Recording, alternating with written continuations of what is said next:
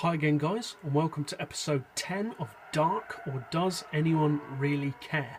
The series where I'm handpicking certain cars which maybe don't get the amount of love that they should get, or don't get the recognition that they really deserve from the majority of players. Not all players, but the majority of players on Gran Turismo 6. So as you can see in this episode, I'll be doing a mini review of the Infiniti FX45 Concept. It's one of the very few big, hugely powerful SUVs that feature on Gran Turismo.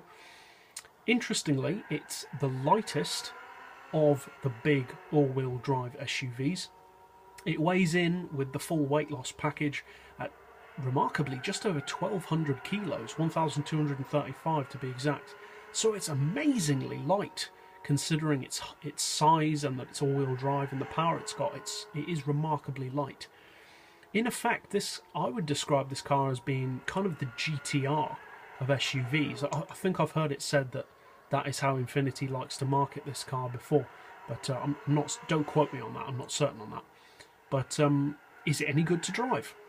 Is it worth buying over or as well as its rivals, such as the Range Stormer, the Pikes Peak Quattro, the Silverado, the Tacoma, and the F-150, and also the Mazda MX Cross Sport, which also often gets forgotten?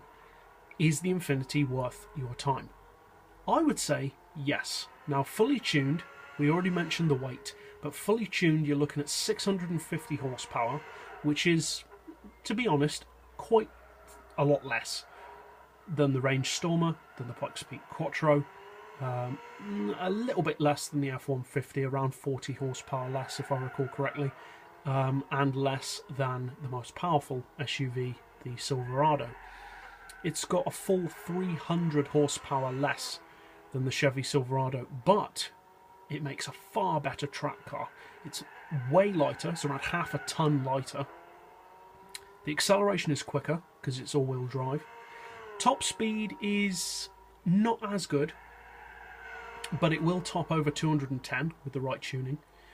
Close to 220 if I recall actually. The acceleration and the launch is fantastic because you've got so much grip and so little weight that it more than makes up for its lack of power compared to its rivals. And overall, I'd say the best things about the car, there are two primary things I'd say which are really good about the FX45. One is how cheap it is. The Audi Pikes Peak Quattro is 1.2 million. The Range Stormer and the Silverado are both $750,000 a piece. This Infiniti is about 50 grand. So the value for money is through the roof compared to those cars. You can buy like 10 of these, literally 10 of these or more, for one of those other cars.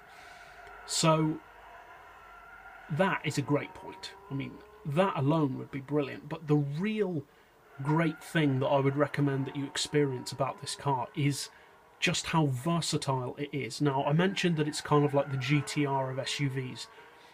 But it really is. When you drive the Silverado, or when you drive the Range Stormer, or when you drive the Pikes Peak Quattro, whatever you do to it, it remains that car.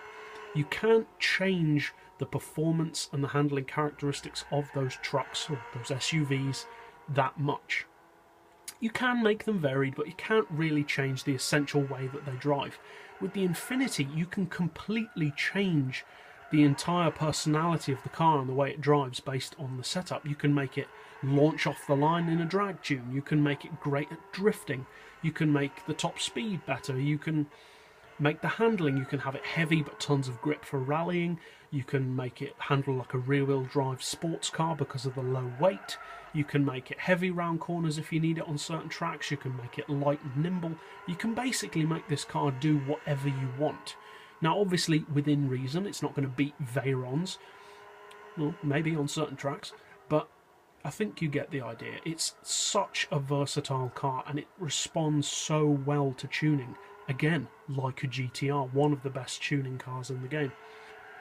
And although I haven't used this car that much in actual competition or in setting lap times, it is so good to drive. The handling is brilliant, the performance is great, especially off the line, and it's just such a severely underappreciated car. Now, as always, I'm sure that some of you guys have used this car. I'm sure some of you love this car or know people who do. but in general, this car just does not get the respect that it really deserves on Gran Turismo 6. So would I recommend you try it? Of course I would recommend that you try it. I wouldn't have made the video, obviously, if I didn't. So by all means, give this car a try. Tell me what you use the car for. Do you use it for drift, for drag, for tracks, for whatever? And that's it, really. So as always, thanks for watching.